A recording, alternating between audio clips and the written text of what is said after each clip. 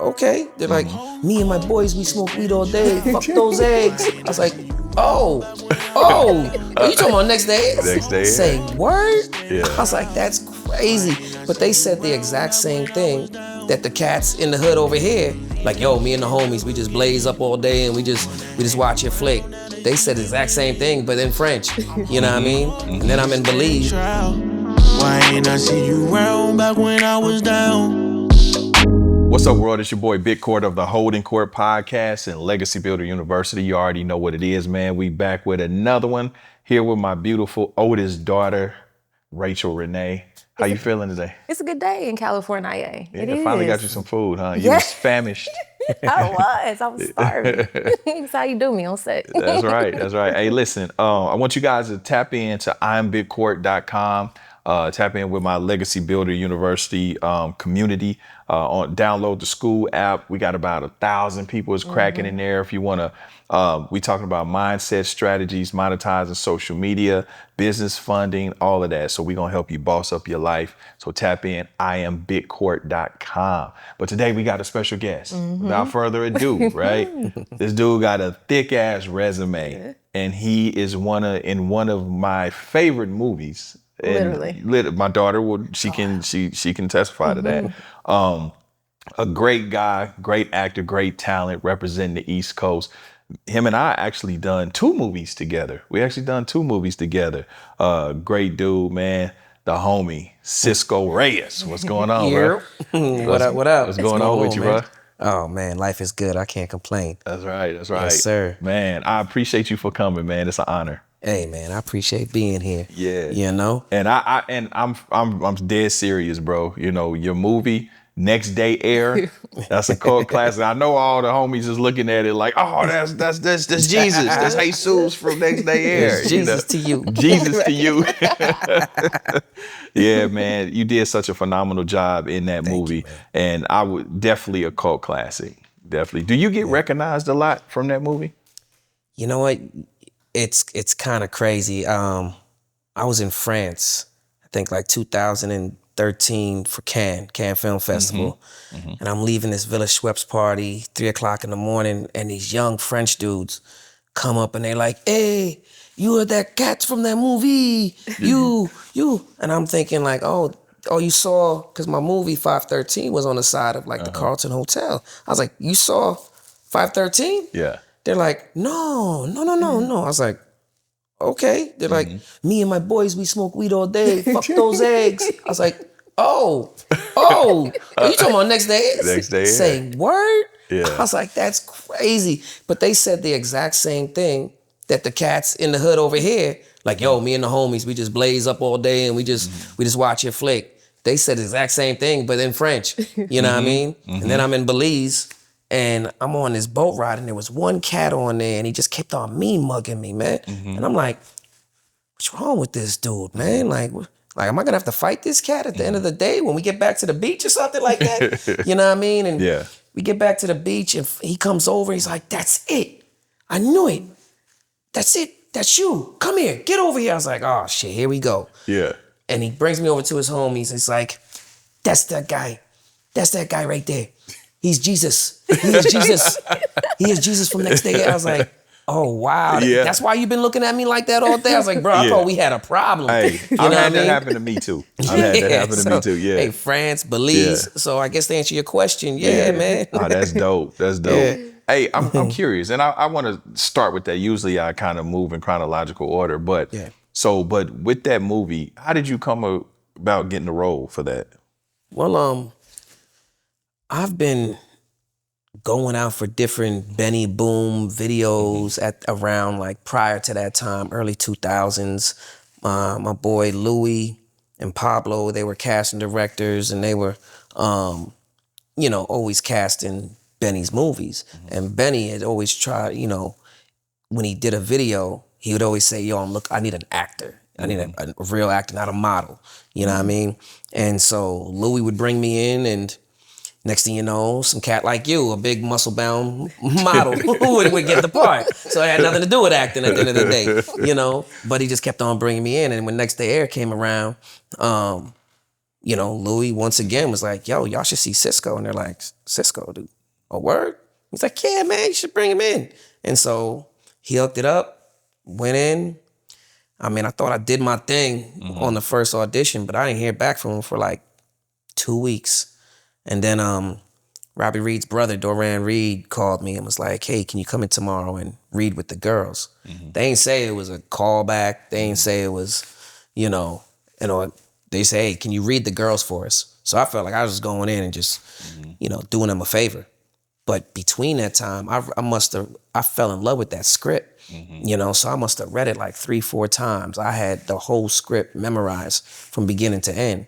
So I vowed when I went in there and read with each girl, I was gonna do something different every girl's audition.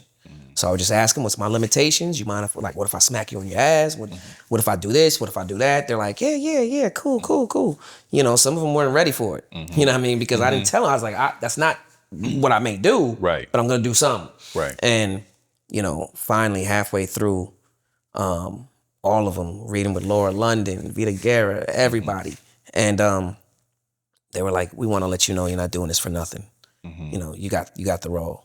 Oh, I was like, thank you, Jesus. You know what I mean? Had it been, I would say, let me see. That's probably, would that be considered one of your bigger movies that you've done?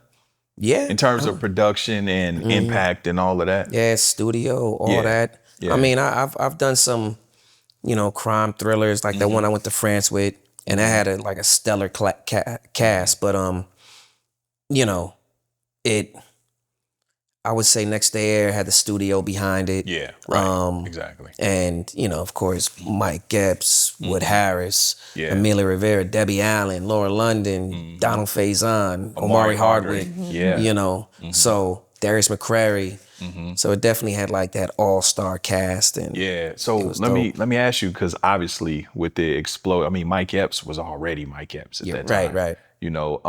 But Omari Hardwick, to be honest with you, that was probably the first time I had kind of really started paying attention to him. Because I think he done the thing with Janet yet, the Tyler Perry joint, where he No. Okay. No, but he had been in there was this series about firemen, something fire, 49? huh? Ladder 49. Was it a TV show? They made it a TV show. It might have been. I just know. I mean, I know he was on that. But I know Omari for a while, and he was at the Poetry Lounge putting it in and putting in work. He was always putting in work. Right. You know what I mean? Right. So just like all of us, that wasn't my first. That might have been my first big joint. But before that, I had like a gang of co-stars. So we people, unless you're on something regular, people never. They're like, oh, that's the first time I seen him. Right. So unless you watch that show, you might have not have seen Everybody Hates Chris or CSI New York or stuff like that. What was it like working with Omari though on the set? It was cool. I mean, we were already cool. We looked out for each other. Everybody was just really dope. No matter how seasoned they were, they were, how was that? Any tips? You know what I mean? Darius McCrary, he gave me a lot of pointers. Dope. But it was also, there was just already just a camaraderie on set. Dope. You know what I mean? And then when I walked past the trailers and I'd be like, oh, that's how y'all getting down? Like, where we can have fun? So I was trying to keep it cool, you know what I mean? And so I was like, shoot, let me have a little fun up in here. What about like with Wood Harris? Because I mean, he's such a phenomenal actor, dope, and that was him coming off of The Wire.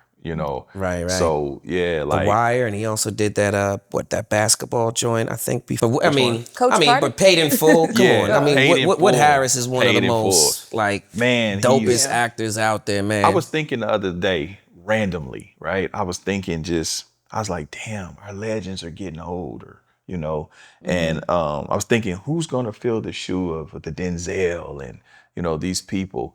And I promise you, Wood came into my mind.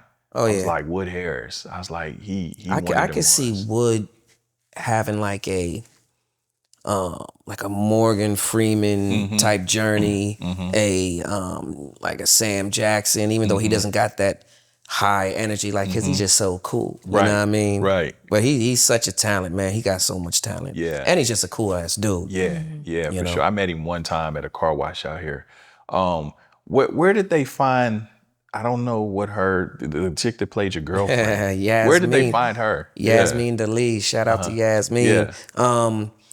Back then she had a show. She was a host on a show called Vivo. And that was like a Spanish TRL. You know, they showed videos and stuff like that. And then even before that, she did a few like music videos for Benny Boom. And you know, and she was also like, I think she was singing and rapping. So she was kind of like in that scene. And you know, so Benny already had an eye on her. He brought her in, and you know, he kind of said, "Hey, man, I think she's dope. She's never really acted before, so I need you to bring it out of her. Like, don't go easy on her. Right. You know what I mean? Like, bring it out of her." Yeah. And I was like, "All right, you know." Yeah. So I just did what I do, Yeah. and She did good. Not to she be a did a seasoned hell of a actress. job, Yeah, man. she did good. yeah, she really you know, embodied that character. She did. Yeah. You know. I remember the funniest part. Well, one of the funniest parts is when Most Def. When y'all in the back of the UPS truck and y'all slapped him. No, she slapped him. She slapped it. She She slapped him for real. Oh, she slapped him for real? Oh, yeah. That's why he was holding his face, then he turned back around. I mean, it was his idea. Like, I think she smacked him, like just tapped him, and he was like, no. Yeah. She's like, he's like, no, just go for it. You know what I mean? He's like, don't worry about it. But a lot of that stuff was all like improv, especially Most Def. Like, he just... Man, he killed that shit. And the funny thing is, it was like an honest response when y'all left. And then he said, damn, that's a bad bitch. right. I like your outfit. Yeah. And she was like, thank you. Yeah. Man, it's so many moments in that movie, bro. I damn near know that movie verbatim. It was so easy just to like add little tidbits and, you know, the natural responses. Because shout out to Benny, because he gave us like 3 takes. We stuck to the script, the first one. Second one, he directed us a little bit different, you know. And then the third one, he was like, yo, third one's yours. Yeah. You know what I mean? Dope. And so, you know, it's funny because a lot of the takes in there were stuff that I did. So I kind of like that. But and then even playing opposite of Emilio Rivera. Emilio, man. And he's an OG. He's been an OG, getting it in. but he is so focused and professional when he's on set. Like, he just, like, he's in his zone. You know what I mean? And he just want to make sure that, like, is that take good? I was like, bro, you good? You sure? Yeah, you killed it. You sure? You know what I mean? Like, yeah, I'm feeling you murdering this shit. Like, you know what I mean? Like, you making it real easy to, like, be scared. Right. Yeah, he played the shit out of that character. Yeah, because I ain't gonna lie. Whenever I see him, you know, I see that character. I see that character. Oh, and then you had Lobo too. Right. Lobo Sebastian. Yeah. Dope actor. Dope. And he's super dope. Cause I've seen him in that Tough Guy, but I've seen him do some other shit. Right, some like real like vulnerable shit. Right. Yeah. Right. And I was impressed. Cause I'm like, oh damn, that's the tough homie. Like, you know. Nah, there was some killers on set, man. There was some killers. Like, you got some funny behind the scenes oh man. stories that you can tell. Well, it's funny because, you know, when we were filming that, like I said, I walked past Mike Epps' trailer, and I was like, oh damn, you know, he had like a party going on damn near, you know, shorties and everything. I was like, oh, that's how y'all getting down up in here. I got on my phone, I was like, hey, you want to come down the set? Next thing you know, like every day I just had new friends coming to the set, and they were like, Mike was like, hey, what? You're not gonna introduce me to your friends? Like, you know what I mean? Like, oh, Benny would be like, hey, Cisco, what? Okay, all right. I was like, no, we gonna be over here. Come to set if you want. You know, like, but you know, we would just be chilling, man. Like, it was a lot of fun. You know, it was probably. How many days did you guys shoot that movie in? 22. 22. So it was like 3 weeks. You shot it in Philly? Nah, we shot it all here. Y'all shot that here? We shot it all here. They did exteriors in Philly. Okay. All right. I see. And, you know, like cutaways and stuff like that. But for the most part, you know, at that time, there's off of Bixel, there's always that like one street that got a fire escape that they use for every East Coast music video, movie. You know, as long as it got a fire escape, it's East Coast. And they shot Debbie close. Allen in it. Damn, I'm just Debbie thinking, Allen, putting it together. Y'all really had some all-star cast. Yeah, she directed my Parker's episode that I did. Nice. And but yeah, it was dope being on set with her. I mean, she's a legend. Yes. In itself, man. Yeah. Just and still beautiful, still graceful. Oh, God, as ever. It's inside and out. Yeah. She throws these Debbie Allen block parties every year for around her dance studio, and I take my son, and she's walking up and down the street and, you know, taking pictures. She's like, oh, hey, soul. You know what I mean? He's like, Debbie Allen. He'd be like, Debbie Allen's block party, daddy. Like, oh, there go Debbie Allen. I'm like, that's so dope that he knows Debbie Allen. You know what I mean? I grew up watching Fame, being in love with her. You know what I me? Yeah. And then now took it back with Fame. Yeah. like took it back. Yeah, Fame. I want to live forever. right. She was bad then. Yeah, that's a fact. That's a fact. So I'm gonna take it back a little bit. You grew up on the East Coast. You from the Bronx. Right above the Bronx, up in Westchester. Bedford Hills. All the cats locked up, they know, or the ladies locked up, they know Bedford Hills. They got a correctional facility up there. I live like a block away from there. So yeah, Bedford Hills, Mount Kisco, Mount Vernon. My family started.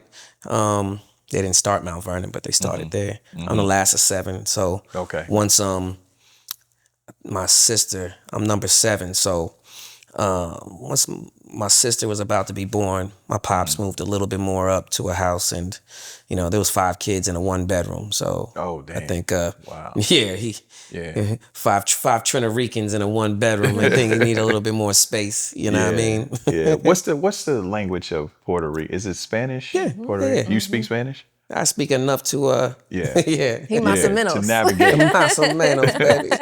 To navigate. To stay out of jail, to order food. What kind of music did you grow up on? Oh man, everything. I mean, my pops, he loved the Latin jazz, he loved the salsa, he loved opera, he loved classical. My mom was big on opera and classical, but then also she loved the soca music. She's Trinidadian, and my pop's Puerto Rican. So, you know, she listened to the soca music. She loved like Harry Belafonte and all them. And then my brothers, it was everything. So it was everything from, you know, Michael Jackson. My sister loved Stevie Wonder, but then my other brothers loved and she loved the Doobie Brothers, you know. Doobie Brothers but then my other brothers loved like the Beatles, and it was everything, the whole kit and caboodle. But then me, I was heavy on the hip hop. So when hip hop hit, I was in the streets breakdancing. Yeah, man, I was on it, listening to WBLS, Red Alert, and you know, just taping, going to sleep, taping it at night, waking up with one of like the sickest mixtapes and putting it in the boom box. And they'd be like, where you get this from?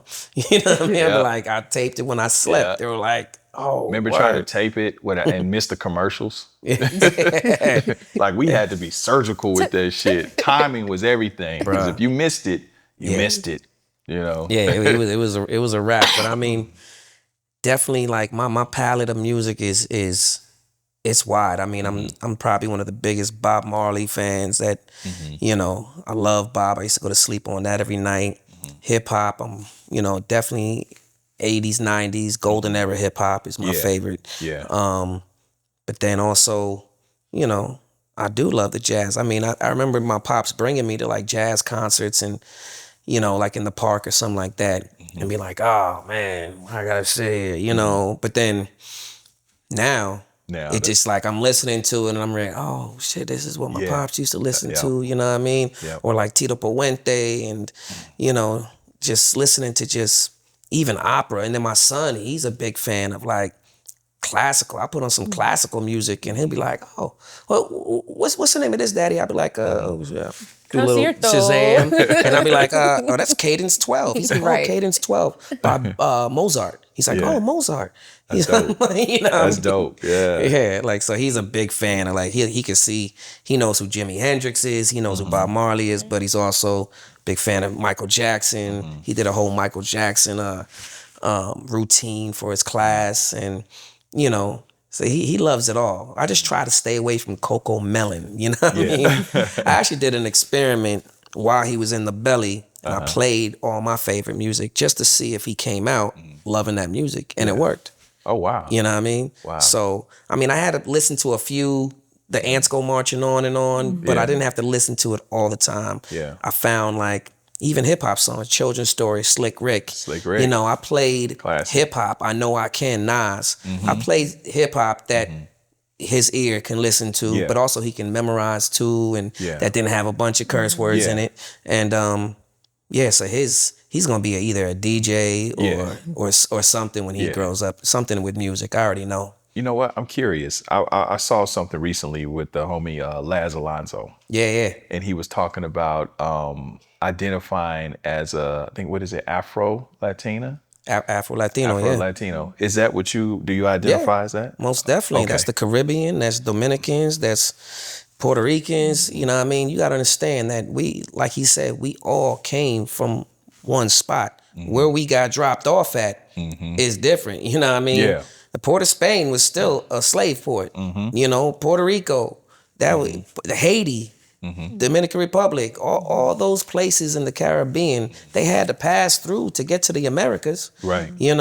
And some of them slaves got dropped off there, either sold there. That's where the sugar plantations, where sugar cane was huge. They needed slaves. And, back in the day when they used to be trying to sell slaves, who can withstand the heat? Who can like sugar cane was probably harder to harvest than cotton. That's like it was sweltering heat. Yeah. You have to it was hard. And they knew the Africans. They were like, the Africans could do it. Is there a distinction between, like, if you would say, like, I'm Puerto Rican or Afro Latina, would either or find a fence with that? You know what? And I think there's this in every race. Like there's even Mexicans that frown upon Mexicans that were born here, and Mexicans that came over. And then so in Puerto Rico, like there's Puerto Ricans from the island, straight from the island, that look down upon Puerto Ricans that are New Yorkers. You know what I mean? They think that they're better than, and but when it comes, it's funny because when it comes to the Caribbean, the West Indies, like the Trinis, it's only like Trinis might think they're better than Jamaicans, but at the end of the day, when we on that road jumping and waving, during all the Caribbean carnivals and all that stuff, we all come together. It's just one melting pot, But I do think that within the Latin culture, there is, like Dominicans and Puerto Ricans don't like each other for some reason, I mean, I know the reason, but it's like, even dark Cubans like Cubans. Cubans, they paid, somebody to bring them over on a boat to Miami, and then the other ones who are poor hopped on some random raft. Yeah. They look down upon that. And then it's like, the dark skin, anybody was in the field as a slave, and the light skins were in the house. In the house, yeah. So it's colorism in every, even in Asia.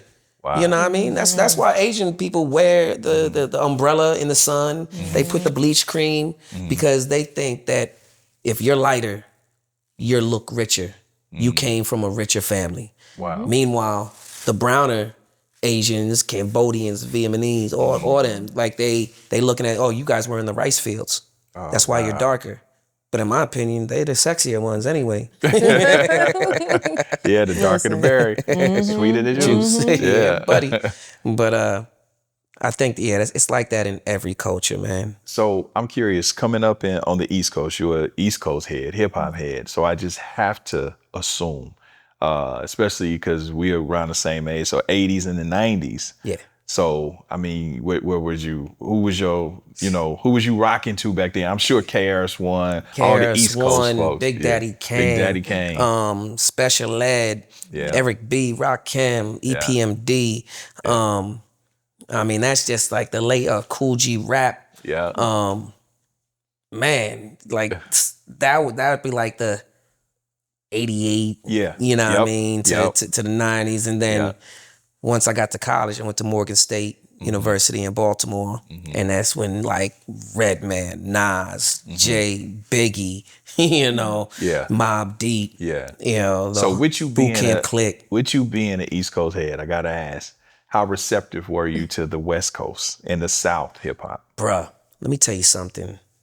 And I left that out during the 80s. So my brother came to me. I had this little room in the attic to myself. And he came to me, he's always going out to the city a lot. And he'd come back with this little black cassette tape. And in black marker, it had no label on it. It was just a black cassette tape. And in black Sharpie, you could hardly see it. It just said NWA. And he was like, yo, listen to that. He's like, but don't listen to it with mommy around. And I was like, really? I was like, oh shit, I gotta hear this. You know what I mean? I popped it in when nobody was around. And all I heard was, fuck, nigga, fuck. I was like, oh my God. I was like, oh. Yeah. I want some more. I want some more of that. Damn, they talking all that shit. You know what I mean? Because Cass wasn't like, it wasn't a load of curse words in rap at the time. You know what I mean? So when NWA hit and they gave you everything, all that gangster shit, y'all was like, wow. It blew my head off and I couldn't stop listening to it. So between that and Ice-T, you know, colors. Colors. You know what I mean? It was like, wow, okay. And, you know, so that started it off. And wasn't Redhead Kingpin from out here too? No, he's from the East. He's from the East. Who am I thinking of? There's a dude with red hair, right? From out here? From out here. I don't remember that. Because I mean, it was more than just because you had Ice. Maybe I'm thinking of Ice-T with his red hair. Ice-T never had a high top fade, but Ice-T was definitely one of the godfathers of the gangster shit. Yeah. But so you never got caught up in the whole, you know, being a hardcore East Coast head, like, oh, that ain't hip hop. Like, no, that was hip hop, man. That was just like, yo, what they were talking about was just totally different. And then that's what kind of introduced us to gang culture with the red and the blue, and you know what I mean, and just you know. And y'all at some point got that in New York too, or on the East Coast. Of course. Unfortunately, but it came out of Rikers and all that. Cats started like, you know, definitely rocking the rags. There was a lot of Bloods. Seemed like New York was full of Bloods. It seemed like there's a lot of Bloods out there for some reason. Do you think that maybe it's because y'all got Latin Kings out there too that kind of associate with that Latin Kings. We had Latin Kings. And then, you know, but also I think being closer to Chicago, just Decepticons, Vice Lords, you know, Latin Kings. They were heavy, and you know, but. You know, as far as hip hop, man, even, you know, as it grew into the 90s, it was, you know, we started being put on to like E40 or Souls of Mischief. And Souls of Mischief, they hit the East Coast dope. But then once that Dre and Snoop, that Chronic album hit, I don't think, like, yo, we were saying like, yo, East Coast ain't doing nothing right now. Like we would ride around listening to that album over and over and over again. Like, I don't think cats, I understand how they could feel like, yo, East Coast don't respect us. East Coast don't, you know, show us no love. But low key, we listen to I think they were mainly talking about the radio stations and the DJs. Because, obviously the people are liking it, you know. And if only thing you're looking at is MTV. That's right. You know what I mean? That's right. And you know what? The funny thing about it, because me being in the Midwest, we got everything. And it was some East Coast, like I liked LL, I liked Beanie.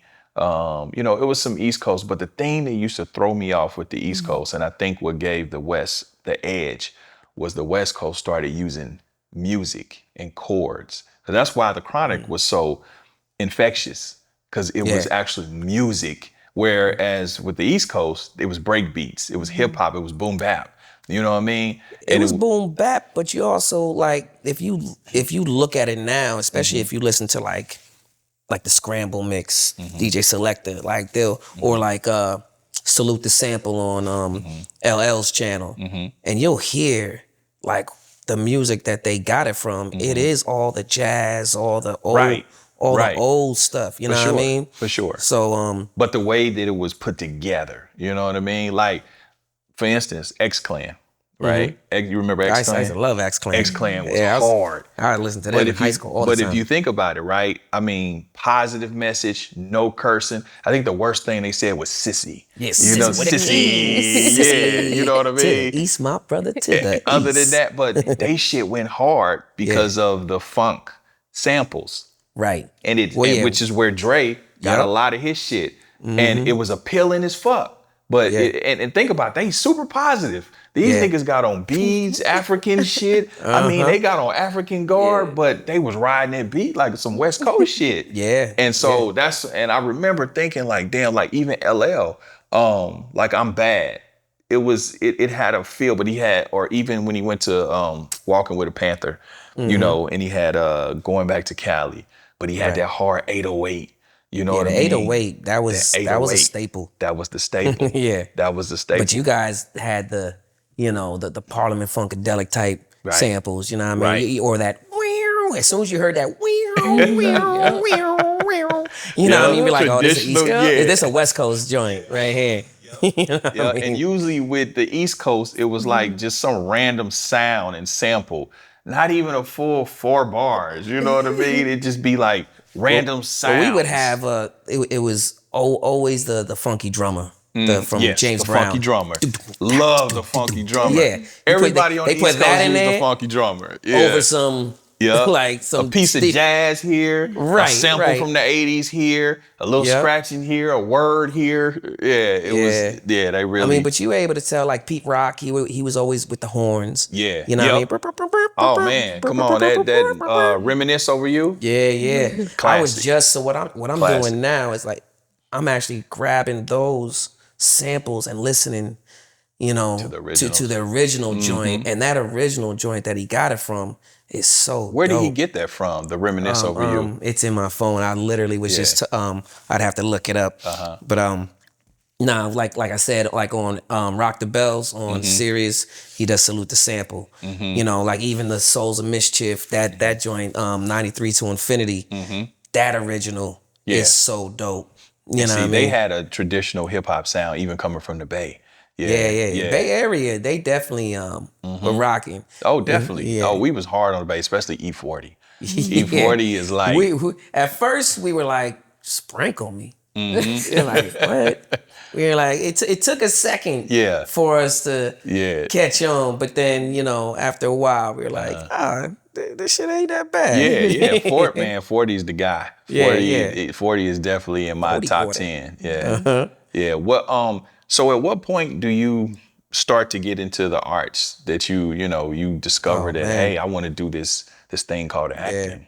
That was in high school, man, but I wasn't a part of the theater club. You know what I mean? Like I thought those guys were weirdos. They were all black. They all looked like mimes to me. You know what I mean? You know, and I didn't want to be like, you know, on stage doing South Pacific, singing and dancing, doing like, you know, West Side Story. I was like, nah, that's not me. So I used to write with my homies. Like they used to put these talent shows on, and my homie, he used to rap, sing, make beats, and we would dance behind them.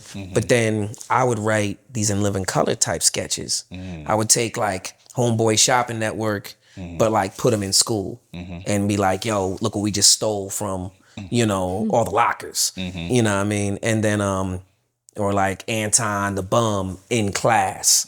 And I would write all those and we would do them and we would have them rolling. But I'll be honest, like looking back on it, I wish I did more theater in New York. I wish I did those South Pacifics and those, you know, those whatever, West Side Stories You and think it stuff would have like made that. you sharper as an actor? Yeah, I think I would have had just a lot more under my belt. You know, I definitely think that maybe that, I don't know what direction that would have took me. Maybe I would have did plays in college. Maybe I would have, you know, went down to Broadway and try to get some work. You know what I mean? I was down there trying to get work, but more in like film and TV. Right. Broadway plays never really crossed my mind. Yeah. You know, but like right now, like, hey, anybody on Broadway want your boy? You know what I mean? I would love to go back to New York and do a stint on Broadway. Plays New York is something. that's a hard market, bro. Like the plays, the comedy circuit, like New York that's when if you can make it in New York, you can make it anywhere. Yeah, nah, I would do that in a heartbeat, man. Like just to. Do you think the New York theater culture is more prominent there than here in LA? Yeah. Most definitely. I mean, they try out here. They definitely try. But I think any great show like Hamilton and stuff like that started in New York, and then they put it up on here. So I don't know if, you know, sometimes it's not the original cast. By the time it gets here, it's a whole different cast. They're still talented. It's still great to watch. You know what I mean? But it's nothing like watching that. You know, the first run in New York. You're just like, whoa. Like, it's so inspiring. You just you wish you were up there. And then you see the greats that are winning Tonys, and you see the greats like Denzel, who's still doing plays, you know, rest in peace, James Earl Jones, you know what I mean? Like, just, you know, and so I would love just to be a part of that legacy, to be able to say, you know, I had my time on Broadway. So, and, you know, it's coming, so it's not like it's over. Yeah, that's right. You still got a lot of life. I've definitely done plays out here. Yeah. And they've been good. Don Welch, shout out to Don. He puts up some really good plays. Patricia Cuffey. So I've done plays for Don. I've done plays for Patricia. You know, and now they're on like putting together series type stuff and on TV. Wow. So, you know, I would definitely do it. The grind of the play is way more intense than film. Because film, you have the luxury of, you know, okay, another take. Let's get it right. And cut. The play, you got to hit your mark. You have to get it right. And not only that, the technique of it, because you have to project now to a whole audience. Yeah, man. It's not just the camera with a live and you can do this. That 2 months of rehearsing just to go for one weekend. And it's like, because it's so exhilarating. You're like, can we have another week? Can we go on tour with this? Like, come on. Like, this, that reaction from the audience. But if you don't hit that mark and you standing slightly in front of somebody, the whole audience can't see that person. If you're not projecting, you know, especially Don be in that front row like this and be like, boy, you about to get it at rehearsal tomorrow, boy. You don't get it right. I mean, I almost paused on one. I mean, I did pause and I was like, come on, I got this. And then I thought, I was like, oh, but it was complete silence. Yeah. And so, you know, Wilshire E. Bell Theater, that's like, I want to say 2,000 seats. You know what I mean? Wow. So there's a lot of people in there. And you almost lost your line? Yeah, I almost lost a line. and then I picked it up. But there was a scene I had a crying. And it's funny because somebody was like, you came out in that one scene and you cried. Were those real tears? And I'm like, bruh, was I crying when I walked out? They're like, no. I was like, did you see me in the middle of the scene go like this? You know what I mean? Yeah. He's like, no. I was like, well, then those are real tears. Yeah. Like you gotta be on. You gotta be on. Yeah. Did you take acting classes? Yeah. Yep. Yeah. It's funny because I took acting classes in college. I took acting classes, you know, when I got out here in SAC Conservatory, but I would take these little workshops, commercial workshop, improv workshop, you know, a scene study workshop, a casting director workshop, but never got into a real school. Yeah, gotcha. And then I would like audit Ivana Chubbuck, Aaron Spicer, all these different people. And it wasn't until I got to the Beverly Hills Playhouse and they're like, they don't let you audit. I'm like, why not? They're like, because we want our students to feel comfortable. Like if they're putting up a scene, somebody that just comes in and out, you know, of the class, they want them to feel comfortable because when I joined them, there was people butt naked on stage. I'm talking about butterball naked girls, guys. Like when they talk about they wanted to work on being intimate, work on their sexuality, work on being comfortable on screen in that form. Like they weren't playing. It wasn't that the teacher was pushing you to do that. It was their choice. But I mean, Milton Katselas, the founder of it, you know, he took a little bit of like Stella Adler. He took a little bit of, you know, Meisner. He put it all together and made his own kind of technique. So you pulled from like every last part. And it wasn't until I got up in there is where I was like, oh, okay, I'm actually learning something now. I actually got some ammunition. I actually got some weaponry. Yeah. You know what I mean? That builds your confidence, preparation. Oh, yeah.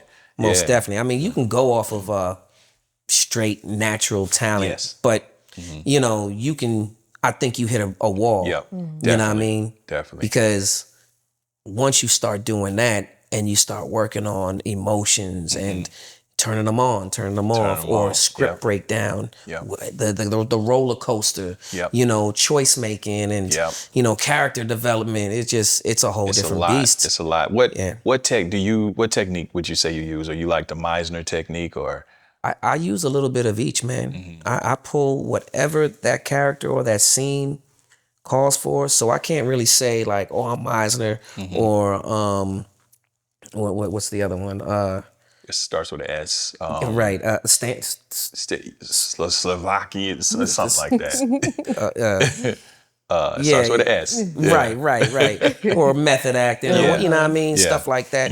And, you know, so I try to connect to what's real because if I don't believe it, I know you're not going to believe it in the audience. And, you know, I pull a lot from my personal life. So like if I have to drop tears, my mind goes right back to a real time when I drop tears. So I might, in my head, I might be sitting there crying over whatever it may be. But in my head, you know, I might be at like my brother's funeral. Right. Or the ICU when my pops is in there. You know what I mean? Like, so, you know, I bring myself to those places, but just try to, you know, not get stuck there. But it's, I think it's important for every actor that wants to be an actor and one of the greats to study, you know? Right. Because a lot of things nowadays are just getting parts off of their, you know, what do you call it? They're following. Yeah. You know, that's and or they might just have a coach on set, and you know that helps definitely that helps. But to sit there week after week and put up scene after scene, you know, Romeo and Juliet, Shakespeare, you know what I mean, and just picking out of some of the greatest movies. I've done scenes out of Scarface, but then I've done scenes. You know, I did the balcony scene at a Romeo and Juliet. So, you know, it's just. Do you find that type of acting and doing that useful? Does it strengthen your craft to be able to step so far and then do this that just take it and I love it? And, you know, out damn son. No, I think it does, man, because you never know when you're gonna actually use it. You think that I ain't never gonna do this shit. That's not true. Because one day I got called down to, you know, USC.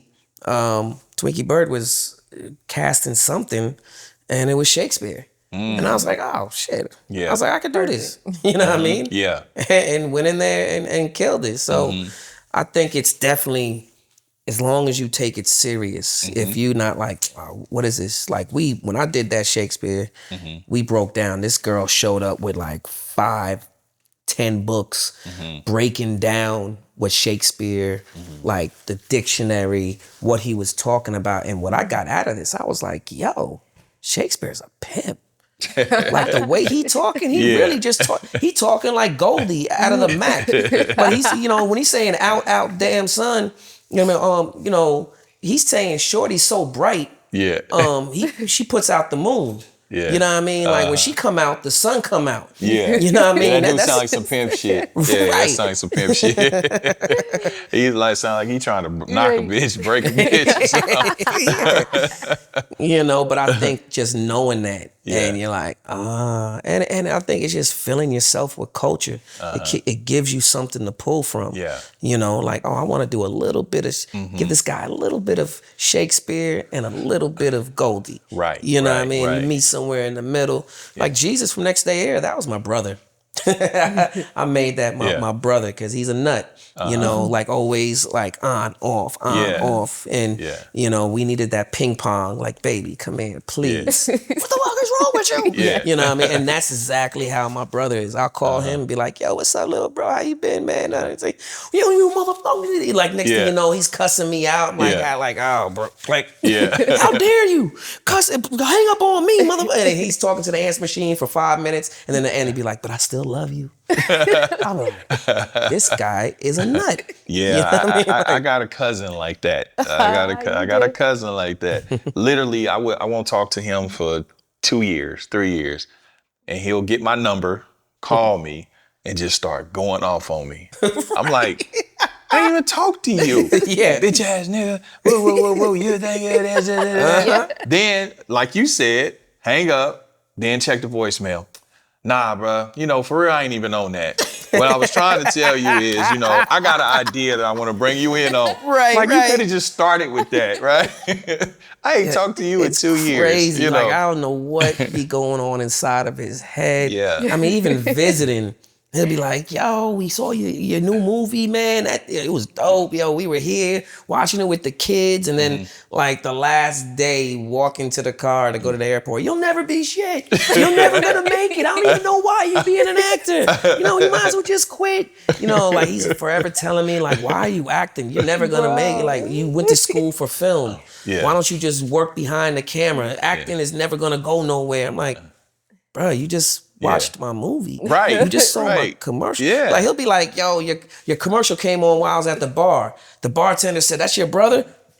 You guys get free drinks. You guys got me some free drinks. I'm Yeah. like, oh, dope. You know, but you ain't shit though. Why don't you That's just a fact. stop? Sound like Kansas City. I have yes. I know that all too well. I know that all too well. Damn, man, what is it? Which is it? Yeah. Huh? I ain't shit or I'm the shit. Wasn't I just saying that? That's what I'm saying. I was just saying, trust me, I know that whole thing. So your transition to LA, you know, when you came to LA, I'm sure it was probably a culture shock, you know, coming from. Wait, But hold up. New York, they vacation out here in California. This ain't nothing. I've That had, don't mean he I've had did, though. several New Yorkers disrespect me and say, oh no, I vacation out here. I retired out here. had you already came out I think they vacation now.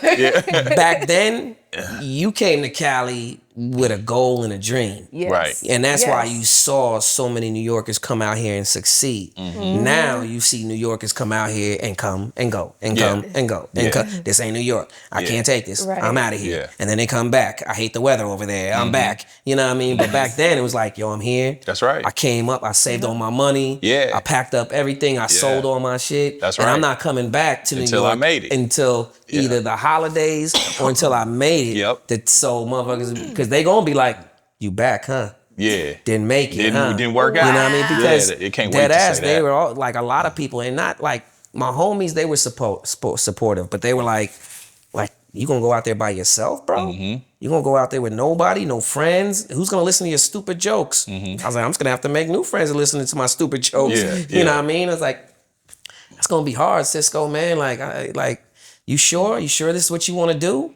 And I was like, yeah. I was like, everybody who's somebody that I admire in the film industry lives there. This is where I gotta be. Instead of waiting, I might as well just go now. Yep. And so I literally, I mean, I was down in Baltimore. I finished school, living with the homies, and you know, I had like this. I was on cable access. I bought some equipment. You know what I mean? I was a crazy Puerto Rican, CPR Productions. I was on like cable access Oh, in, shit. So that's in hard. New York. That's That is hard, though. I was, That is you know hard. what I mean? I was on like the college campuses in Baltimore, just wilding it out on TV. Just anything went. Yeah. You know, catch rapping, smoking, joking, parties, and then you know, and I started doing all my like, I don't know, it was like, I'm sure I was doing like background work. I was doing independent films, you know, background work on like The Siege with Denzel, freezing my nuts off in Times Square till, you know, 4 a.m. All they had was like frozen bagels and bananas. You know, you out there like this, and everyone's like, don't look at Denzel. Whatever you do, don't look at Denzel. I'd be like, fuck that nigga. Like, don't nobody care about it. Like, yo, I'm just trying to get this check, you know? And then I moved out here, and I had about 30 numbers of people I didn't know. My professors gave me numbers of people who graduated from Morgan, like Doreen Spicer. He was like, oh, she was a writer on Martin. Christina Royster, shout out to her. She was a writer on Sister Sister. Got me another SAG voucher. You know, Rob Sellers, he was a stage manager on Malcolm and Eddie. And I called him, and I was like, you don't know me, but I graduated from Morgan. Oh, okay, that's what's up. Such and such. Professor Sedlak gave me a number. He's like, so what's up? I was like, look, I just need you to point me in the right direction, bro. You know what I mean? I got a degree in directing, production. I can do everything. You know what I mean? But I'm also acting. I got a reel, I got headshots, I got a resume. He's like, well, I can make you a PA or I can make you an extra. He's like, but I can't just give you a role, you know what I mean? And, you know, I can't just put you in a certain department. We got to see what you're working with. So I thought about it. I was like, man, PAs get treated like trash. And I was like, they're the first ones to show up, the last ones to leave, you know, and they do so much work and don't get paid. I was like, make me an extra. He's like, all right, be at Culver City Studios next Wednesday, 8 o'clock in the morning. Don't be late. You know what I mean? I was like, bet. Next thing you know, I was on Malcolm and Eddie. And he would hook me up, like put me like right between Malcolm and Eddie. So, you know, cats back home, they're like, hey, I saw you. You made it. You really did it. And I'm thinking like, nah, bro, like this ain't it. They're like, nah, to us, you made it. Like you said you went out there and now you on TV. I'm like, and the audience of BT, you know, clapping on like the Rachel show or something like that, getting paid $1.50 or $75, whatever it was. And you know, so I did extra work. I did audience work, and then I became a stand-in on Cousin Skeeter on Nickelodeon, and then, you know, got my SAG, and so I paid my dues. I paid your dues. I paid my dues. So you basically learned every part of the business. I mean, you're in school learning about the film. You're taking acting classes. And then you're starting from the bottom, literally learning what a stand-in does, what an extra does. So you got the whole thing. And do you think that because of social media, right? And like you said, popularity can get you right there. You got followers, come on, you got the role. Do you think that's lost on today in terms of actors? They don't want to pay dues. You think that it's because they seeing other people do it go viral. They're seeing numbers go up, and then they're like, boom, oh, this cat is on here already. Now, where I think it gets lost at is one, we talked about school. They ain't got no skills. They get on, you can watch them, they're funny for 60 seconds, but are they? Are we really just watching them because of the girl with the fatty, you know what I mean, is in there with them, you know what I mean? Or is it really a good skit, you know, and they're just doing the minimum, you know? So it's like, they're expecting, there's definitely a sense of entitlement, you know, like when people come out here and they'll be broke, they'll be struggling, they'll be like, I don't know what to do, Cisco, you can't help me? Give me a role, man. I'm like, get you a role? What you mean, can you act? They're like, yeah, I can act. You know what I mean? You ain't seen my skits? I'm like, yeah, I seen them. You know what I mean? Like, you got a resume though? Like I can't just show your skits to my director. You know what I mean? I was like, he's like, yeah, but I need some bread, bro. I need some bread. I'm like, why don't you just join Central Casting, man? You'll get fed every day. It's you just sitting around. You making $150 to $200 a day just from sitting there. And there's nothing but chicks around. You get to talk to chicks. I'm like, you can't beat that. And if you do commercial extra work, that's what, like $350, and you can get bumped up. And I was like, bro, there's ways to do this. You know what I mean? But they just want that. They want to be right up here. Gratification, and it's funny because, I mean, when Twitter was popping, this cat hit me and was like, yo, what can I do to get put on? I'm thinking about moving out there. And, you know, what advice can you give me? I'm like, bro, get your own camera, shoot your own shit. You know what I mean? Like, because that's what Bill Duke told me. I had lunch with Bill Duke one day and I kept on trying to pick his brain. I'm trying to get acting tips. I'm like, Bill, what should I do when I go in the room? He's like, get your own camera, get your own script, and shoot your own shit. I was like, yeah, I know that. I was like, that's cool. But what about like when I go on these auditions? Is it something like, you know, you can tell me, like, or it's like key to acting that can unlock some shit? He's like, get your own camera, get your own script. And I'm thinking like, this motherfucker being stingy. He being stingy with it. But really, that's what he's doing. You know what I mean? And so by the time when this dude hit me and he asked, and I told him that, you know, it's funny. Years later, I see him. I didn't even realize it was him. But he's everywhere with all these comedy sketches all over the place, killing it. You know what I mean? And I ran into him at a movie premiere and I was like, yo, man, I gave him some props. Like, yo, I see you, man. You doing your thing. Had no idea that he was the dude that hit me. And he was like, yo, man, years ago, I hit you on Twitter, man. And I asked you for some tips and you told me to get my own shit and just start shooting my own stuff. And he's like, yeah. And the funny thing is he seemed like he was kind of salty at that advice. And I'm thinking to myself like, bro, you're huge right now. Like that's what you did. That's exactly what you did. And that's what you're still doing. Right. Like you're walking in the premiere with Kevin Hart, my dude. Like, I just felt like there was some kind of like tension there. Like almost like you want to be like, yeah, thanks for nothing. Like, bruh. I gave you the I gave you the game. the game. You took but it. I think everybody just wants to get put on directly. Now, when I asked all those people that I had numbers for, I said, point me in the right direction. You know what I mean? I'm not asking for a handout. Right. I'll go do what I need to do.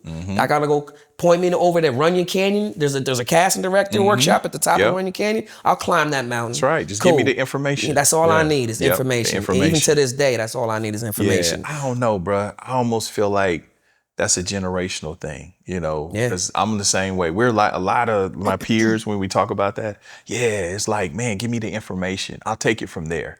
But like the younger generation, at least my experience, not with all, but with some, when you try to give them the information, they don't want that. They want either you to do it, hold their hand, or like you said, they want you to walk them straight to it. Right to it. No work. Here it is. Open the door for me. All right, thanks. I'm rich now. And they're not even prepared for the not even opportunity prepared. because Not you even haven't prepared. gone through anything. Exactly. And then it's not sustainable. So, Exactly. okay, you get there one time and now you're gone. They don't understand that getting put on is actually doing the work. You know what I'm saying? That's the put on. It don't make any sense. There's so many times, like I've told a shorty, like, yo, I'm gonna be on set tomorrow. I'm working. Why don't you? It's like a club scene. They need females, but come tomorrow and like I'll just make you my girl in the scene. You know what I mean? Like my main chick. And she's like, well, I got lines. I'm like, look, I know the director. The way he's easygoing and he's loose with, he's not strict. He's not sticking his script. You know what I mean? I was like, trust me, you walk away when lines, and they paying anyway. You know what I mean? Like, well, I'm not gonna show up unless I'm guaranteed like some lines. And I'm like, yo, are you hearing what I'm telling you? It's like, who the fuck are you? Like I was like, on top of that, I was like, shorty, you have no reel. Right. You have nothing. You have no nobody. resume, no nothing. And you're over here. You think you know everything, Cisco, because you were like in one movie. I was like, one movie? Like, oh, okay. Click. I was like, wow. Oh, that's amazing. I can't believe. Yeah. You know what I mean? Yeah. Or even just if it's like, hey, it's a music video for this artist. It's just, you're the lead girl, the only girl in the video. It's R&B. I don't do music videos. Yeah, you do. You were in that. I don't do them anymore. I was like, oh my God. Like, all right. Wow. Let them have it. It just be leaving me speechless sometimes. I'm like, Cool. And I've seen cats that I've turned down roles and I've threw it to them, threw them the alley-oop. For sure. And they've took it and they went on to do bigger things than me. And I'm like, bet. That's real shit. That's what's up. That's what you're supposed to do. Because that's all that matters, man. Like, there's more than enough work out here for all of us. But if you're not willing to put in the blood, sweat, and tears, because that's how the universe is testing you to see how bad do you want this. How bad do you want it? Yeah. When you're praying to God, like, oh man, give me this audition, give me this, this or that, whatever you praying for. And it's like, well, how bad do you want it, man? Let me ask you something. So you did, was it Family Business with Lawrence Hilton Jacobs? Which series was that? A House Divided. A House Divided. Yeah. Yeah, House Divided. What was it like working with Lawrence Hilton Jacobs? Because I worked with him before and I did a movie with him, and that's like Unc. So yeah. He's He's immediately like like you said, like your uncle, man. Yeah. You know what I mean? He just got that spirit, that energy, and you amongst a legend. Like this dude has been in some of the dopest, Coolie High. Come on. We all watch that like every day. Welcome Back, Carter. Right. The Jacksons. Exactly. Yeah. And I'm just sitting there like just rapping with him in between scenes or, I mean, matter of fact, I don't even think I had scenes with him, but when in between both of our scenes, just hanging out. And man, he was just such a good dude, man. Now I'm invited to his birthday parties and it's just like, wow. Like, this is cool, man. Like, he's such a solid individual. See, like, when you come out here, it's so funny. It's like you see all these people that you admire, they talent, and you put them on this pedestal.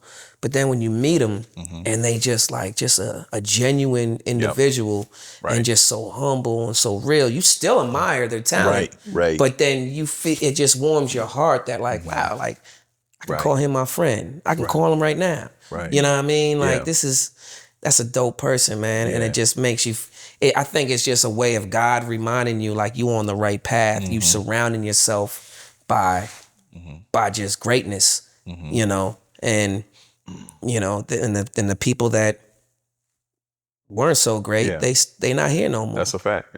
Being the fact that you've done both independent movies and, TV kind of series, maybe with a little more resource. What are the pros and cons to when you're doing an independent flick opposed to something like a Next Day Air or a bigger series? Yeah. Like, which do you prefer? I would say. Oh shit. Because there's pros and cons with both. Well, okay. Here are my pros and cons. So, like with an independent, the pros are there's so much freedom to do what you want. Exactly. And it's almost a con because they are expecting you. Like they didn't come with a full script. That scene wasn't all the way thought out. They couldn't afford a rewrite. You know what I mean? So now it's like, Cisco, nah, you get to do your thing, man. I'm gonna let you improv the whole scene. You're like, so I gotta basically write the whole scene. Right. You know what I mean? So I gotta think of the whole thing. I was like, but they're trying to make it like, Creative freedom. You get to shine. You get to shine right now. Opposed to, okay, this is a dope scene. All I gotta do is memorize this. Cool. If I like, hey, any leeway, I can, throw some. Say, yeah. Basically stick to the script, Cisco. But add your little nuances. Cool. And that's what a bigger budget because a writer got paid to write those words. So he expects his words to be written. He's not expecting you to go and deviate. There's also timing. You know what I mean? Especially like in a like I remember, I'll never forget, like I did my first guest star in CSI New York. And I didn't have a lot of lines, but I had enough. But then when I got there to set and I was throwing extras in there and I was like, they weren't saying nothing. I was like, dope. I was like, oh, I got more lines. And I got away with it. And when I watched it, none of those lines were there. Just the lines that were on the page were there. Right. Like they muted or cut to the other person. Like, you go ahead, say whatever you want. It's not gonna be in there. But then you do an independent film, like you can ramble on forever. You'd be like, damn, I should have shut up right there. Right. You know what I mean? Like, damn, Or like, why did they Yeah. leave all this? This is a long ass scene. I mean, I thought you were gonna stop. Right. Yeah. No, that's a You fact. know. So with you've done a host of independent films. Is there ever anything that you won't do? Like, because I know you're a hustler too, right? Yeah. So is there ever anything where you like, well, shit, I want to get this bread, but ooh, the script is fucked up. And the people y'all got in there, hell nah. Has it ever been that? Or you just like, man, what's your budget? How much you gonna give me for the day? No, there's been that, and it's funny because cats, like, it's fun. Like I be feeling like they look at me and it's like hard to work with when I be asking for a script. I be like, this nigga Cisco hard to work with, man. Like, motherfucker, Right. oh, he keep on asking for a script. He won't say if he's gonna do the role or not. I'm like, yo, send me a script. Right. Let me look at the role. Let me look at the film from beginning to Exactly. end. Let me see how I fit into this. Yes. And then Yes. they send me something and it's like, bruh, what is this? Yeah. Like, that's it? Yeah. You know what I mean? And then it's not even that great of a film. Like, I'm like, nah, I'm Do you feel like sorry. school gave you more of a structure too? Because I went to Art Institute. I went for fashion though, but Yeah. film was there, and it was one of the majors, and it's intense. I was happy because I used to want to be a writer, but when I saw a film, I said, "Oh hell no, I'm gonna stay in fashion. Like I gotta shoot and do all this. Like you're really doing it." But do you feel like it really gave you that structure and you knowing certain things that maybe they didn't know? You know, like just in general.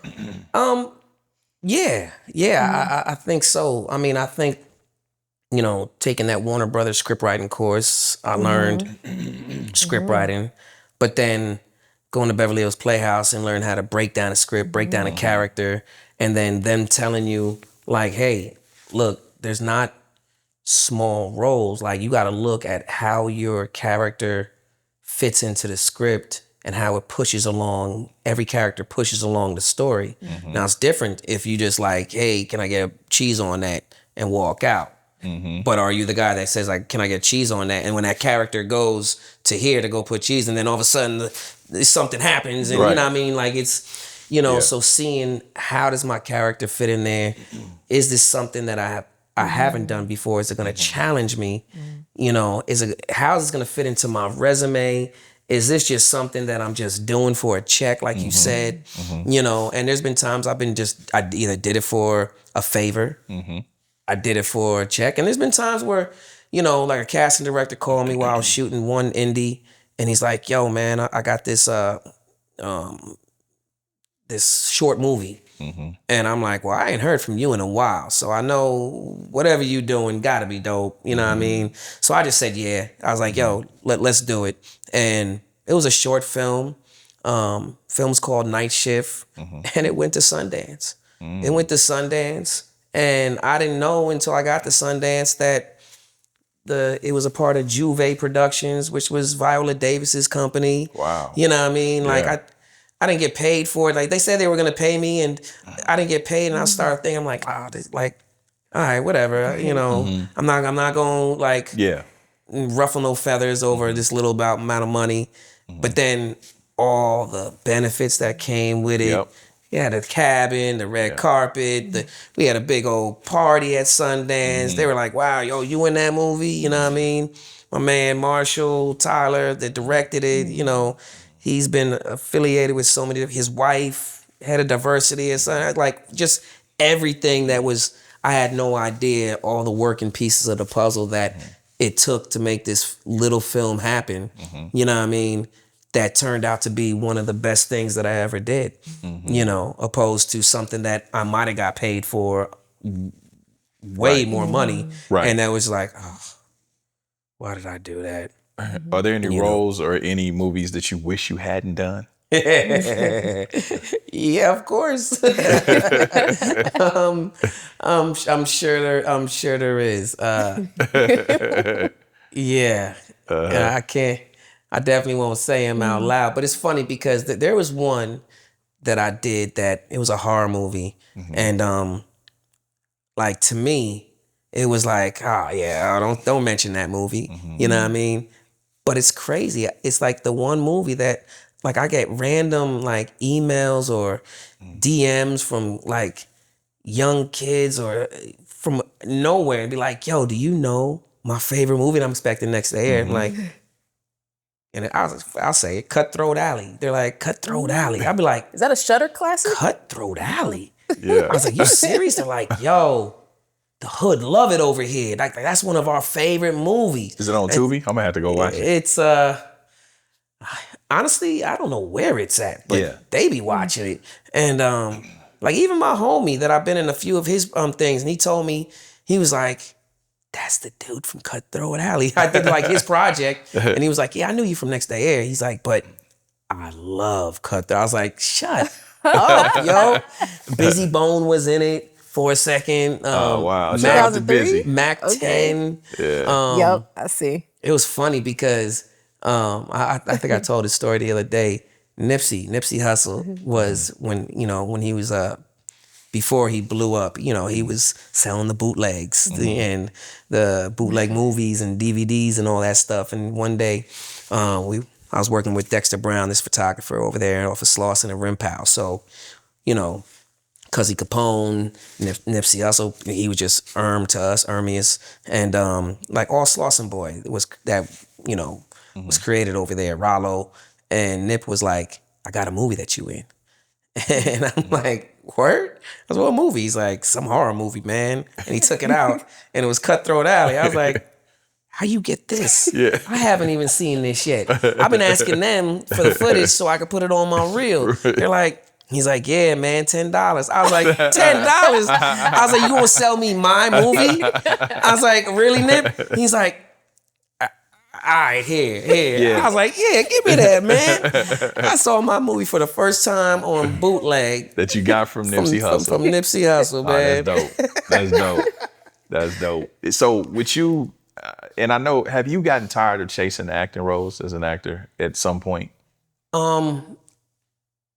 If I use that word chasing, yes. Yeah. But I'll never get tired of acting. Like, especially being that it's turned into a lot of self-tapes. That gets on my nerves. I'm not a self-tape fan. I'd rather go in to the casting director, talk, see them, and know that I got one shot. Yeah. One take, maybe two at best, and I got to only you get 2 takes just to try something different. Right. Not because you messed up. Yes. At home, I got to find somebody to read, focus the camera.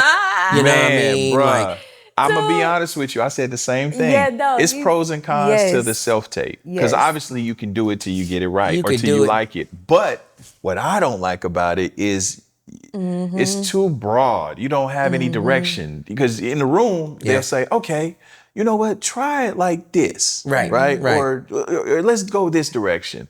Self-tape, you just got to just roll the dice. Like, well, my interpretation of the sides and what I think is going on here could be different than what you're looking for, you know. And like, how do they get your personality when you walk in? Hi, I'm Cisco Reyes. I'm from LA, and I'm 5'8". Exactly. I'd be like, no, wait, hold on. Oh, do that again. Oh yeah, okay.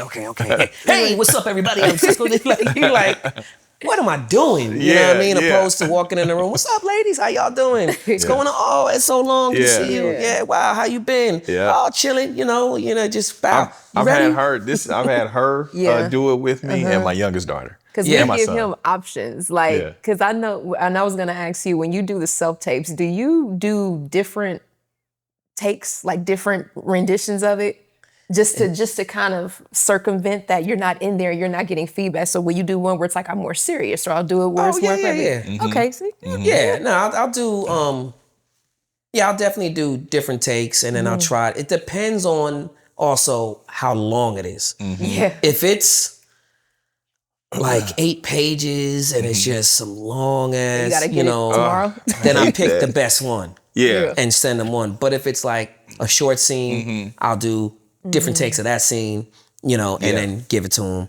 And then, How do you feel auditioning for something like that and then seeing the show or the movie and then seeing who they went with? You like, if I was in there, because we've done that a few times where we watching the show and I'm like, wait a minute, I know this scene from the self-tape. Oh, man. Right. That's the weirdest thing, because I've auditioned for Power, BMF, all of that, Snowfall, right? And it's nothing like, you be like, oh, that's the scene. Yep. And you can Yeah. literally mouth the, you know what I mean? I tell my wife, watch, this is what he finna say. You know what I mean? Oh, you a loquacious little bitch, ain't you? You know, like I know the lines. It's nothing. And have you ever saw that, right? Because there's been a few times where I see someone that got the role and I be like, all right, I respect that. You know what I mean? Yeah. But then it's times where I'm like, y'all chose him Right. over me? Like, what the fuck is that? Like, I've definitely gave people props like, oh, okay, yeah, they killed that. All right, I ain't mad at that. And then there's times where they've gone like a whole different direction. Like some English dude with an accent. You know, I'm like, what? I was like, why did they even have me read for this? You know what I mean? You know, it's just like, but there's times where like I've helped other people with self-tapes and I'd be like, you should try it like this. And they'd be like, no, this is the way I'm doing it. Like, this is the way I got it. Yeah. You know what I mean? I'm like, oh, okay. Fine. you ever do coaching? And yeah, most Okay. definitely. That's Yeah. why I would like when I do self-tape, when I help people, I'm like, they're like, it's a real quick scene, Cisco. I just like need 30 minutes. I'm like, you're not gonna be here 30 minutes. Yeah. There's no way. You know what I mean? Not once we break down, because I'm just not gonna let you walk out of here with some BS. You know what I mean? Or submit like I just did it. Yeah. You know, I can't stand people who try to like memorize their lines. But like back to the other thing, like real quick, like I've been sitting there on the couch watching the show that the actor auditioned for. And I'd be like, oh, let's see what they did, what choice they made. And they made the choice that I suggested to do. And I'd be like, they're like, oh, wow, Yeah. you were right. Like, you know. have you decided to, like, kind of how you say you love acting, but the chase of it and just all the shit that comes with that, have you decided to get behind the camera and say, you know what, I'm gonna produce my own movies, I'm gonna write my own shit, I'm gonna raise my own money or spend my own money? Is that a road that you're traveling down now? Definitely. I've shot like a couple of pilots that I've wrote. You know, I'm always writing, shopping around different projects. I'm not doing it in place of, you know, like, oh, you know, forget acting. I'm just gonna start doing this. And I don't necessarily write just so I can act or produce just so I can act. Like if I want to act, I'm gonna have to make my own stuff. Right. You know what I mean? I rather, you know, I've written stuff I'm not even in. I just want to write a good story, you know, and then you know, but then there's stuff that I'm like, nah, I got to play this role. Yeah. Like this is for me. Have you know? produced your own thing yet? Yeah, most definitely. What I projects put have out some shorts, like, and I went to some film festivals and some pilots that, you know, still need to be shopped around. But for the most part, you know, as an actor, they'll call me in for a role. Especially like indie films do this stuff, indie projects. They'll ask me to be in, and then I'll be like, so who's gonna play this role, that role? They're like, oh, we don't have nobody. Any suggestions? I'll be like, oh, Big Court would be great for this. Yeah. You know what I mean? Like, oh, can you get to? Yeah. I'm like, yeah. Yeah. And they're like, oh, what about this role? Oh, such and such. And so next thing you know, I'm casting the whole. They're like, you want to be a producer? And next thing you know, I'm a producer on the film. Right. You know what I mean? Or on the series. And I'm like, how did this happen? Yeah. You know, how did I end up here? And then next thing you know, I'm like, oh, can you help us find money? I'm like, you said you had money, yo. I'm like, wait, what's going on here? Yeah. Like, you ain't got no money either? Yeah. Like, well, Yeah. so wait, Yeah. what did you have before you hollered at me? I feel like you called me for a film before. Right, I definitely think you have. Yeah. I think you have called me for a film before. Yeah, it sounds familiar. Yeah, no, I think you were going back home or you might have been out of town or something. Yes, you're absolutely right. You Yep. sure? I knew you did. Yeah, it might have real been- shit. Yeah. It might have been for like a house divided. It might have, because I mean, a lot of those Yeah. casting directors, they'll ask me like, yo, we got to cast this like tonight. You know what I mean? And they'll be like, hey, you know, shout out to my man, Peter Wise. Like, he'll be like, yo, Cisco, you know somebody like this? I'll be Yeah. like, Yeah. Yep. Nah, that's real Got shit. you. You sure You know? did. I appreciate that, brother. You Yeah, sure did. all day, I man. knew it was. I was like, yeah. Because people don't do that. That's why I'm giving them props, because you know how it is out here, bro. Bruh. It's cutthroat. Motherfuckers would not. It's They'll so- know and be like, I don't know. You know what I mean? Yeah, 'Cause they don't- Yeah, like it's like it's crazy. It's like, yo, it's not even like your type. Yeah, Not right. even your type of role. Like I can't even get mad. Yo, you know somebody who's like 6'4", Yeah. muscles to play this broad. Like, yeah, you know what I mean? Like Right. instead of being like, nah, it ain't me. You ain't got Yeah. nobody that like 5'8" without muscles. Well, I mean, with a few muscles, Puerto Rican. You know what I mean? Like why would I? Yeah. You know what I mean? That's facts. Come on, Nah, man. that's real Like, shit. And a lot of people don't do that. Nah, They I don't. appreciate that. They'd be like, oh, I should have thought about you. Yeah. Oh, somebody asked me. And be like, bro, we just Yeah. golfed the other day. How do you not know? I want to ask you something. And I asked Bentley Kyle this as well. So with the emergence of the streaming platforms, which has obviously made content easier to produce, right? With more independent films. So do you see that as a pro and a con as an actor? But at the same time, do you think that because everybody can do it, that it waters down the process and waters down acting, waters down the whole, thing? It's definitely a little bit of each. Like, yeah, you can get it on the platform or you can produce something, but are you really gonna make any cream off it? You're gonna make your money back. But then also, is this gonna be next to this BS? You know, I've had people that are doing well, but their movies are like, Nah, that's a fact. and they're like, hey man, you come out, be in a flick. I'm like, and so you talking about money grab, those would be a money grab. They're like, yeah, we'll pay you well and this and that. And I told this one cat, I was like, look, if I do this, you gotta get me out there like at least a week beforehand to work with your actors. Wow. To like coach them. You know what I mean? Because they all knew. He's like, yeah, well, they doing really good. I'm like, yeah. Yeah. But if I'm gonna be opposite them, I want them to kill it. Yeah. You know what I mean? Yeah. And I ain't saying I'm some, Aaron Spicer or, but I have, my teacher was at the Beverly Hills Playhouse was Richard Lawson. He taught me a lot. And he's still an actor that's acting to this day. He's a monster in front of the screen. You know what I mean?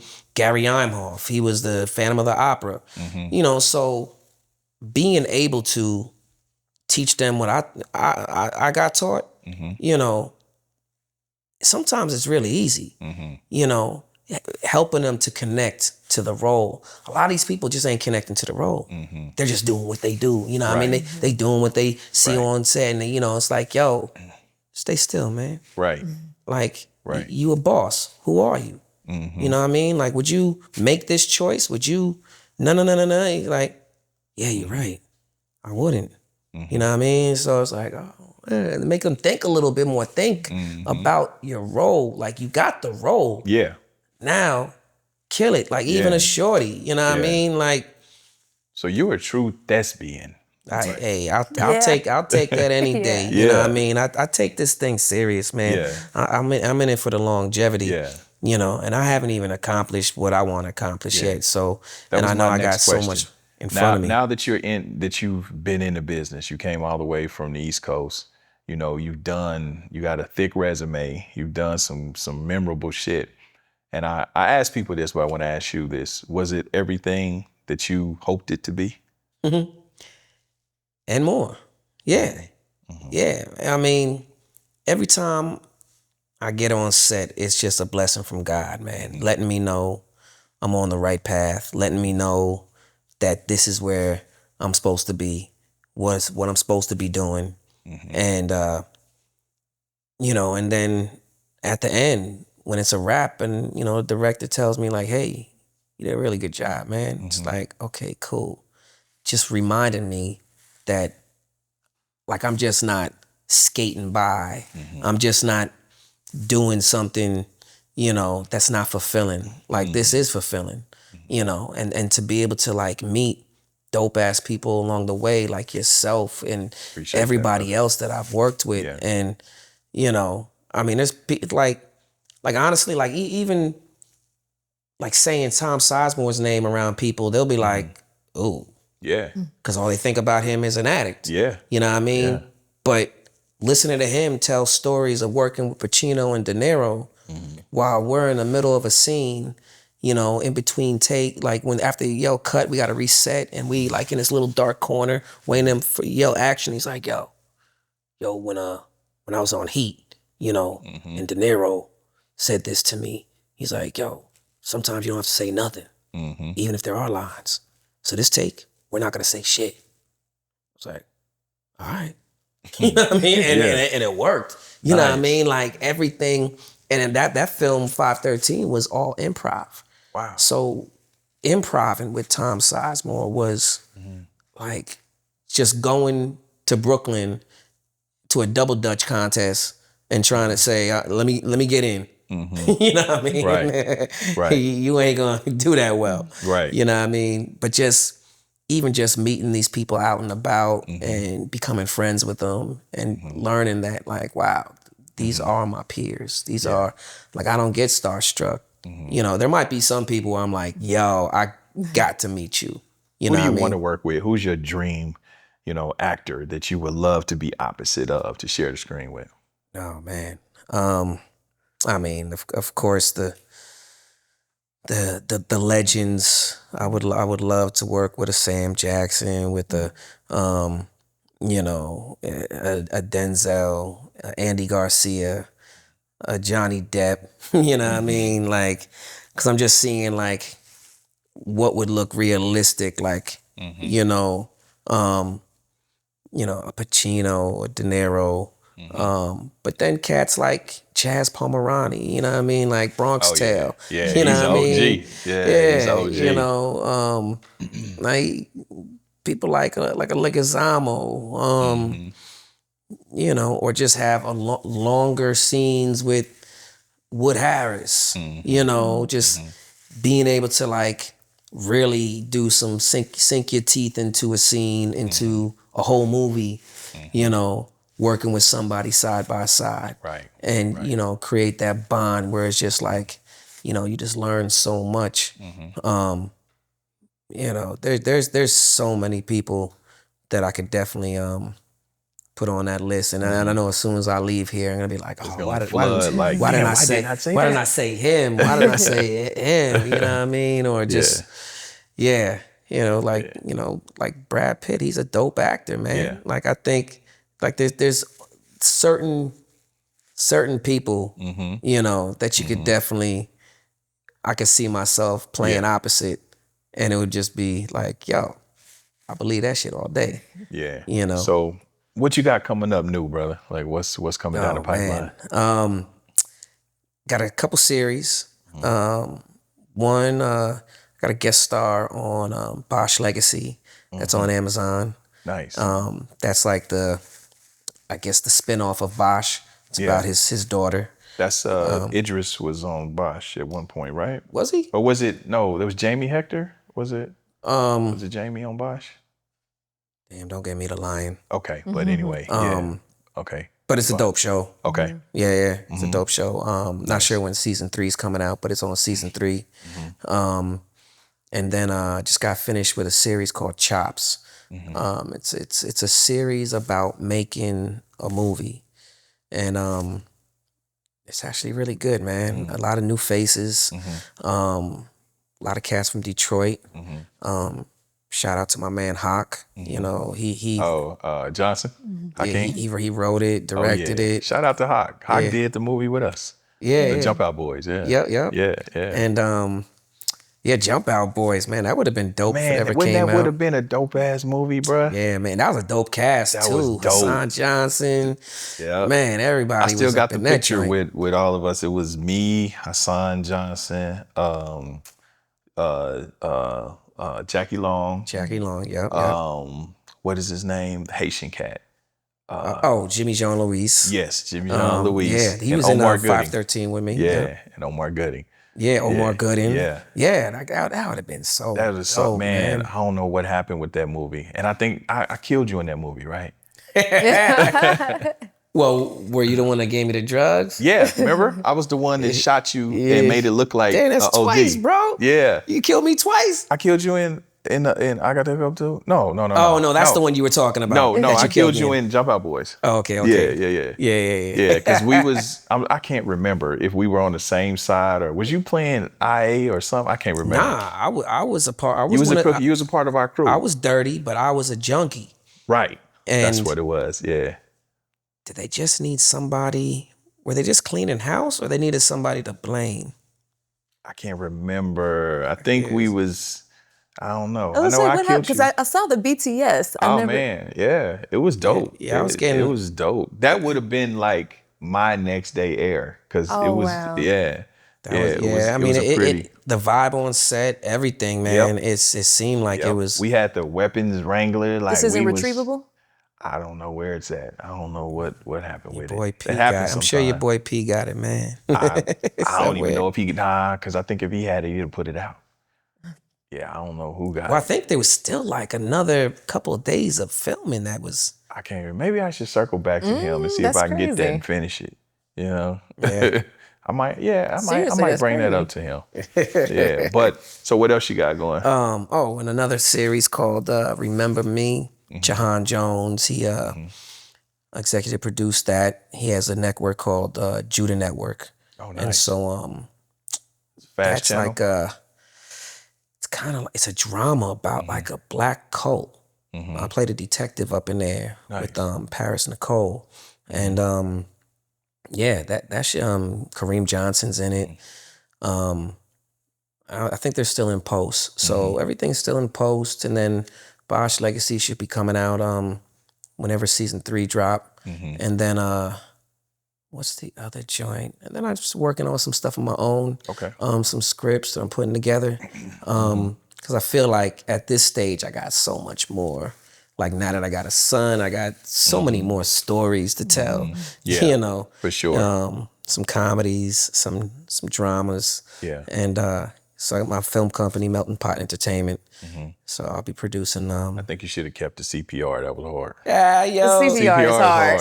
It was CPR Productions, Yeah, baby. yeah, Crazy that's Puerto hard. Rican. That's hard. You should have kept that one. CPR is still always gonna be there. It's like my alias. Matter of fact, all that old footage that I have from the 90s, from college, from the golden era. I mean, I used to interview like all of Boot Camp Click, Lost Boys, Homecomings with Busta Rhymes, DJ Clue. I got so many different old school interviews and stuff like that. So I just have to digitize it. And then I think I'm gonna put together like some kind of like throwback show. I think that'd be you know dope. what I mean? I got footage like Freaknik, you know what I mean? Not of Freaknik, but like this college, Myrtle Beach, Black Bike Myrtle Weekend. Beach used to be the shit. Yeah. Yeah. They still do Myrtle Beach? They do. Okay. But I don't think it's not what it was. Nah, nothing's like what it was. Yeah, that's a fact. That's Do you have any other endeavors outside of film that you wanted to say? Yeah, I started a psychedelic wellness company called Third Eye Collective. So I make chocolate mushrooms, all types of different edibles with mushrooms, and I've been helping people get off of their prescription meds, their antidepressants, and through microdosing, whether that's capsules, chocolates, gummies. Because you'd be surprised, a lot of people, they've been taking these prescription meds for like 8 years and still feeling depressed every day, still having thoughts of suicide. Yeah. But yet, when those meds, all they do is just mask the problem.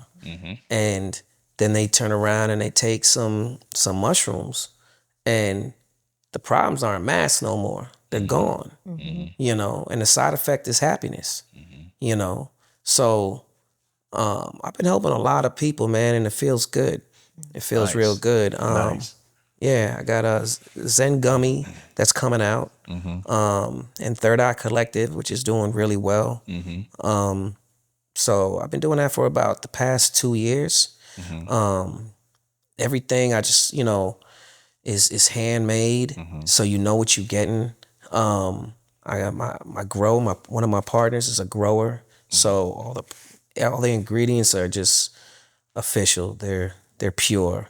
You don't have to wonder what's in this. Okay. And you know, so I like to create trust through transparency. Yeah. And you know, because a lot of people are like, well, I don't know what's in that. Right. You know, and some people are circling back from like their earlier years of when they used to try that kind of stuff.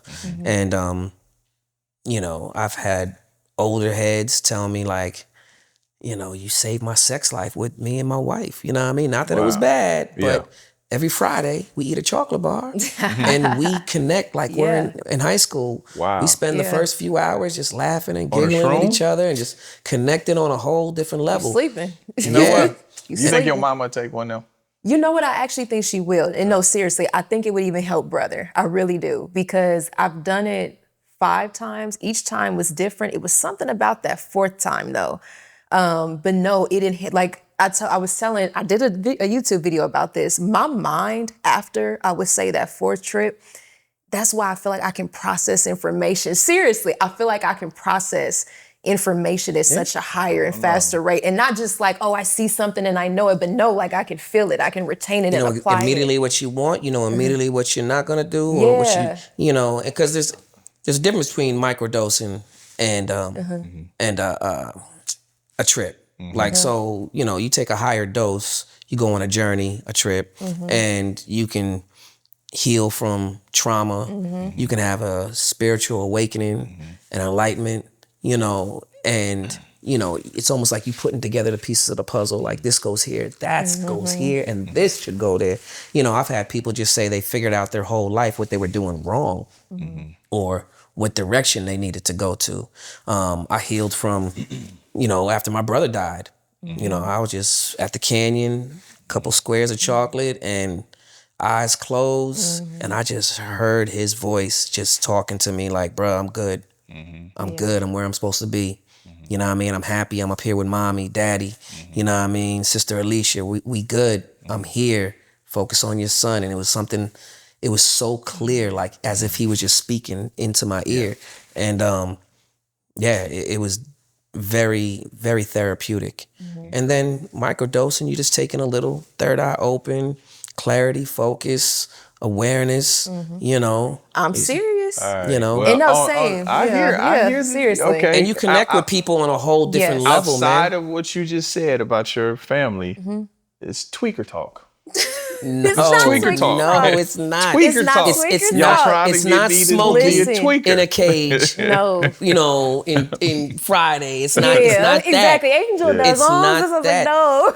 Yeah, you might catch some visuals and she might start Yes. dancing, but that is kind. You gotta It's understand, nice. like you And know, she's a part of you. Your brain. I'm too scared. Half for of that. us aren't using all those Yeah. shut down cells in our brain. Yeah. Bruh, it's so, to me, it's so much more medicinal than cannabis.